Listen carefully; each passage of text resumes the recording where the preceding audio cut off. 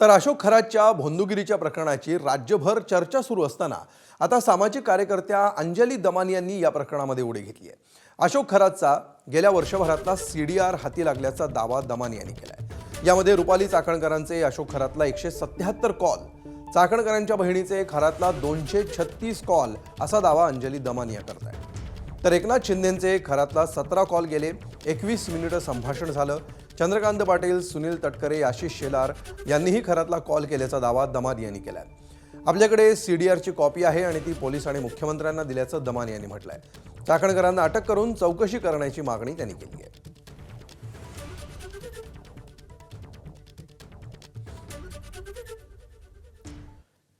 तर खरात आणि कोणत्या नेत्यांमध्ये नेमके किती कॉल झाले बघूया। Rupali Chakankar 177 call, Pratibha Chakankar 236 call,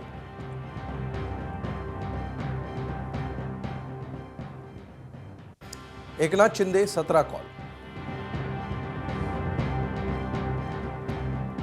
Sunil Tatkare 8 call, Ashish Shelar 1 call, मंत्री चंद्रकांत पाटील यांचेही कॉल।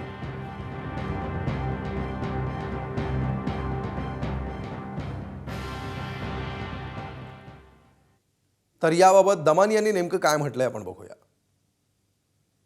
महाराष्ट्राचे उपमुख्यमंत्री एकनाथ शिंदे यांचे तब्बल 17 कॉल्स हे अशोक खरातांना नॉर्मल सेलफोनवरनं झाले होते। आता व्हॉट्सॲप किती झाले आणि इतर किती झाले मला माहित नाही, पण 17 कॉलपैकी 10 इनकमिंग आणि 7 आउटगोईंग कॉल्स होते, ज्याच्यात सगळ्यात जास्त वेळ हे 21 मिनिटं यांच्यात संभाषण झालं। चंद्रकांत पाटील जे भाजपचे पूर्व मंत्री होते त्यांचे 8 कॉल्स आहेत, सुनील तटकरे यांचे 8 कॉल्स आहेत आणि आशिष शेलार यांचा देखील 1 कॉल आहे। आता जे सीडीआर आलं त्याच्यात अमुक अमुक मॅपिंग असते, समरी असते, मॅक्सिमम ड्युरेशन म्हणजे सगळ्यात जास्त वेळ कोण बोललं याची देखील माहिती असते। तर आत्ताच्या घटकेला पहिलं नाव आहे तृप्ती खरातांचं, जे आपण समजू शकतो की बाबा कुटुंबातल्या लोकांशी जास्त बोलणं होत असेल। दुसऱ्या नंबरवर रुपाली चाकणकर आहेत, दुसऱ्या नंबरवर, आणि 33,727 सेकंड या रुपाली चाकणकर खरातांशी बोलले होत्या। तर मला तेच वाटतंय की आत्ताच्या घटकेला यांना अटक होऊन यांची पूर्ण चौकशी, पहिलं तर यांच्यावर FIR झाला पाहिजे, यांना अटक झाली पाहिजे आणि यांच्यावर चौकशीनंतर कारवाई झाली पाहिजे। तर बावनकुळे आणि सामंत यांनी दमानी यांच्या या आरोपांवर नेमकं काय म्हटलंय आपण बघूया। असं आहे की फोन करणे किंवा कधी भेट होणे याच्यामध्ये काही गुन्हा नसतो।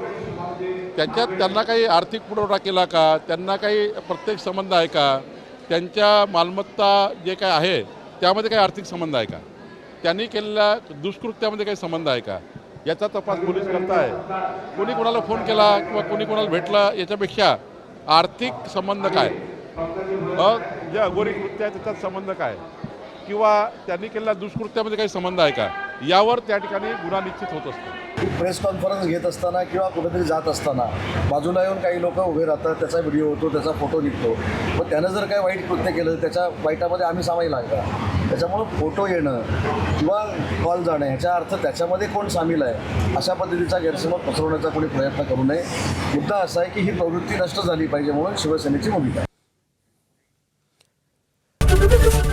एबीपी माझा, उघडा डोळे बघा नीट।